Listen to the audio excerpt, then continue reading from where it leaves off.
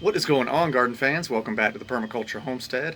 I want to give you a really quick tour of my front yard food forest. It's looking about the same, obviously. It's just a little later in the year.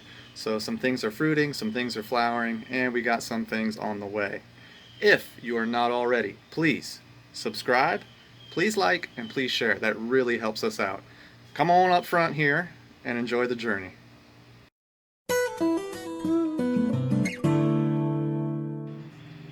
Okay, garden fans, so we have had over 100-degree temperatures the past 20 days, not a single drop of rain in the past 20 days. However, the front yard food forest looks great.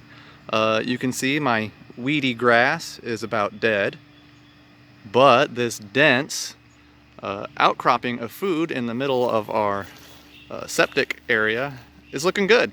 And I don't water this whatsoever. Mother Nature has done all the work. The elderberry is doing a good job providing a little bit of shade and privacy for the front of our house. The elderberry itself is starting to fruit and flower. Elderflower, one of my favorite things. I love these big panhead lace flowers. So they are flowering and very slowly setting fruit.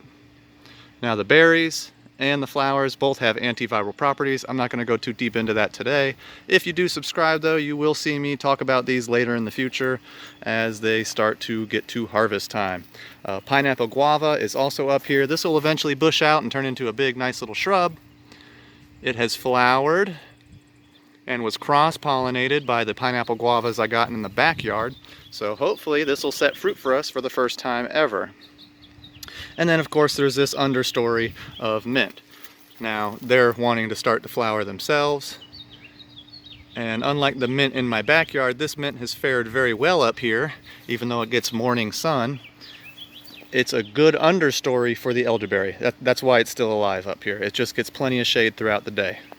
Now, moving along, last little bit of the edible food forest. I've got these boxwoods here. We've got next year's wild blackberry canes creeping up over it, and we're just going to continue to train those over these boxwoods. I don't cut out any of the old vines. They die and compost naturally. So here you can see some of the old vines.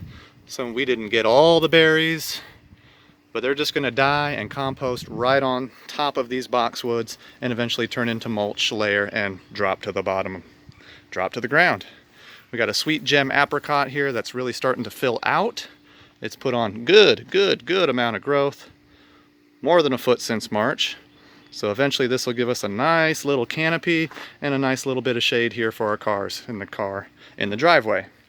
Oregano understory is starting to flower. All the herbs at the food forest are starting to flower. This is a pomegranate that has really taken off for us. And once again, I don't water any of these things. This is all watered and maintained by the runoff from our garage roof right there. So pomegranate is looking good. It has been cross-pollinated by the pomegranate I have in the back. It's flowering as of now. Really pretty looking flowers. And then for the summer, garden fans, we have a new contender, a new food source here in the food forest in the front. And that is passion fruit, passion flower. So this is one of my most favorite flowers to see in the summer. It's also one of my most favorite fruits. It's really sweet.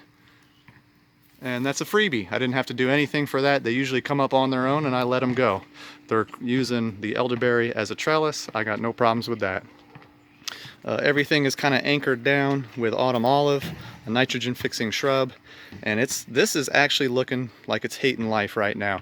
For everybody who thinks these things are invasive and they're going to take over everything, this one can barely stand 103-degree temperatures without wanting to wilt and look like it's going to die. So doesn't matter to me. I'm keeping it here.